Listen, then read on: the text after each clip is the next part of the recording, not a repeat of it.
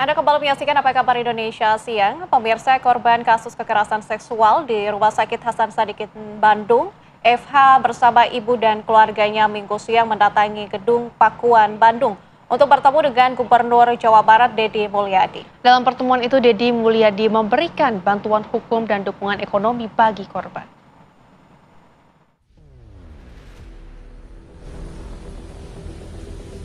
Korban kekerasan seksual di Rumah Sakit Hasan Sadikin Bandung oleh tersangka Dr. Residen Priguna mendatangi gedung Pakuan Bandung untuk bertemu dengan Gubernur Jawa Barat Deddy Mulyadi pada Minggu siang. Pertemuan berlangsung tertutup. Korban FH bersama ibu dan keluarga berbincang dengan Deddy Mulyadi didampingi sejumlah kuasa hukum dari Jabar Istimewa.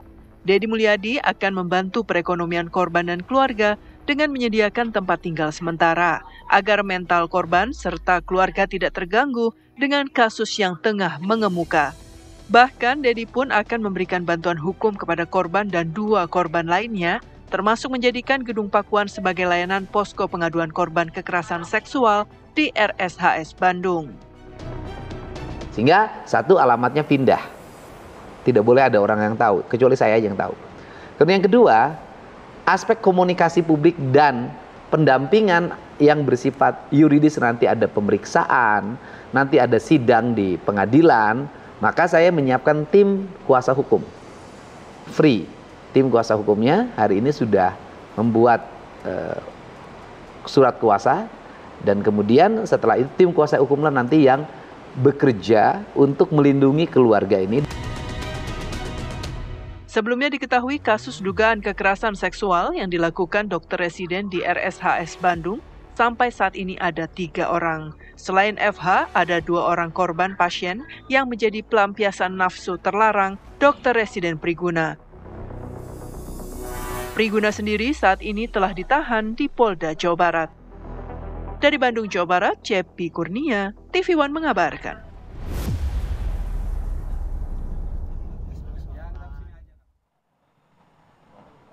Dan pemirsa, untuk membahas lebih dalam mengenai kasus ini, terutama mengenai penyimpangan dari perilaku seksual yang dilakukan oleh korban, sudah bersama dengan kami di siang hari ini di TCI ada Ibu Febriski Yahya selaku konselor dan juga seks educator. Selamat siang. Selamat siang. Oke, Mbak Febri, ini mungkin kalau dilihat dari perilaku seksual yang dilakukan oleh korban, apakah ini termasuk somnofilia atau seperti apa? Iya, oleh pelaku. Jadi kalau saya sendiri kan tidak menangani pelaku ya, jadi belum bisa mengkategorisasikan ini sebagai somnofilia, tapi perilaku ini mirip dengan perilaku somnofilia. Somnofilia itu adalah salah satu jenis dari parafilia, di mana parafilia itu adalah gangguan atau penyimpangan seksual yang membuat pelakunya itu turn on nih bahasanya ya, atau terangsang saat melihat seseorang yang tidak berdaya. Gitu. Sebenarnya itu suatu preferensi sih, jadi orang tuh kan biasanya kalau orang tuh preferensinya adalah sesuatu yang berbentuk seksual gitu ya. Tapi kalau yang biasa gitu kan ya. Tapi kalau somnofilia ini tidak biasa karena dia akan terangsang jika melihat orang yang sedang pingsan atau tidur ya, tidak berdaya.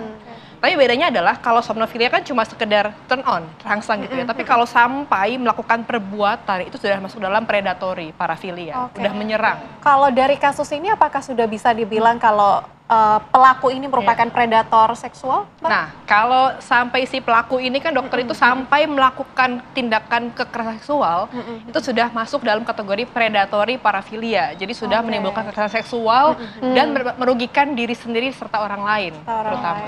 Tapi mungkin ini masih banyak di luar sana yang bingung membedakan antara fetis dengan somnofilia ini sebetulnya ini seperti apa? Jadi sebetulnya kalau di DSM-5 yaitu buku kitabnya psikologi gitu ya, semua kita kalau mendiagnosa pasien tuh ke situ itu ya bukunya ya. Di situ adalah ada salah satu gangguan mental yakni parafilia tadi, gangguan seksual. Nah, di bawah parafilia itu ada banyak sekali gangguan seksual. Ada yang fetish ya kayak misalnya gilang bungkus kemarin ya. Ada yang voyeurisme, suka ngintip gitu ya. Ada yang fetish, ada yang exhibitionism yang dia mendapatkan kepuasan kalau menggesekkan alat kelamin ke orang atau mempertontonkan alat kelaminnya di depan umum. Nah, itu kan aneh-aneh ya. Kalau fetish itu adalah sesuatu yang dia terangsang pada objek non-seksual. Jadi lebih ke objeknya. Tapi kalau para somnofilia ini, dia lebih ke perilaku orang. Orang lagi tidur, dia turn on. gitu. Oke. Bedanya ini satu barang atau objeknya. Oke, Perilaku. Mbak Febri, ini mungkin bisa jadi pengetahuan untuk kita Iya, orang-orang betul awam sekali. yang sebenarnya kita tidak bisa mendeteksi orang ini Betul. merupakan orang yang menjadi somnofilia ini Somnofilia, atau iya. bukan. Ini cara melihat ciri-ciri mereka seperti apa, Mbak? Jadi somnofilia ini sebetulnya kalau di psikologi tidak ada alat tes khusus untuk mendeteksi somnofilia ini atau tidak. Tapi biasanya orang-orang yang berani jadi predator gitu ya, berani menyerang orang lain, itu orang-orang yang punya skor di bagian antisosial rendah, alias mereka menderita gangguan kepribadian antisosial. Oke. Jadi kalau kakak-kakak tahu yang serial killer, yang pemerkosa, yang serial rapist gitu Betul. ya, itu mereka semua punya ada ketidakseimbangan di otaknya tuh lah, ada perbedaan di otaknya dengan orang yang lain. Kan orang lain kan normalnya punya empati. Kalau orang-orang dengan antisosial ini tidak. Mereka justru kalau lihat orang lain sedih atau terluka itu senang. Mereka punya ekspresi yang sebenarnya berbeda dengan orang sama pada lainnya umumnya ya. gitu. Jadi orang-orang antisosial itu memang cenderung bisa lebih terlibat dalam perilaku merusak lainnya. Gitu. Oke, tapi untuk gejala penyimpangannya sendiri, apakah bisa dilihat sejak dini gitu? Sebetulnya gangguan seksual tuh banyak yang dari kecil sudah ada bawaan gitu ya. Oke. Tapi baru bisa kelihatannya saat remaja, karena disitulah hormon seksnya baru berkembang. Oke. Nah kalau dilihat banyak orang-orang yang menderita penyimpangan seksual tuh seperti orang biasa aja gitu ya. Cuma saya pernah ada cerita klien gitu ya, dia saat kecil itu suka meraba tubuh saudarinya dan ibunya gitu. Itu bisa jadi salah satu gejala ya, walaupun belum diagnosa ya, gejala somnofilia. Kenapa? Karena dia merasa punya kontrol penuh atas korbannya. Biasanya orang-orang yang somnofilia ini merasa pengen menundukkan orang lain. Tapi kalau misalnya orang yang tidak berdaya kan dia merasa kontrol penuh, nggak dilawan gitu kan ya. Nah, Orang itu lagi dia punya- tidur, lagi nggak sadar, itu dia diserang. bisa mengontrol dari situ. Dan nggak dilawan gitu. Jadi dia punya masalah sama kontrol sebetulnya. Dia pengen mendominasi penuh sama korbannya. Tapi kalau kita lihat dari pelaku itu sendiri, sebenarnya kan dia sudah menikah. Betul. Ini bagaimana bisa kejadian seperti ini terjadi gitu, Mbak? Apakah ini memang tidak akan bisa terdeteksi oleh istrinya sebagai orang terdekat, orang tuanya? Atau gimana, Mbak? Kalau memang dia benar-benar ini yang mengalami somnofilia Ini ya? kalau ya, karena kita kita belum diagnosa betul ya. sekali.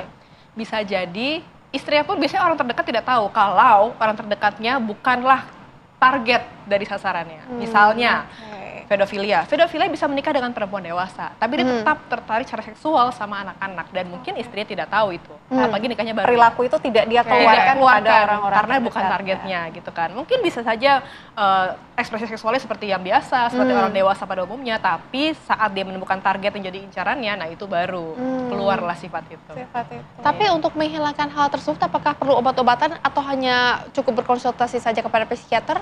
Oke, jadi kalau misalnya benar, kalau benar ya, kalau benar. ini diagnosanya adalah somnofilia dan predatory paraphilia, itu kalau di luar negeri di sini memang seks terapis belum ada.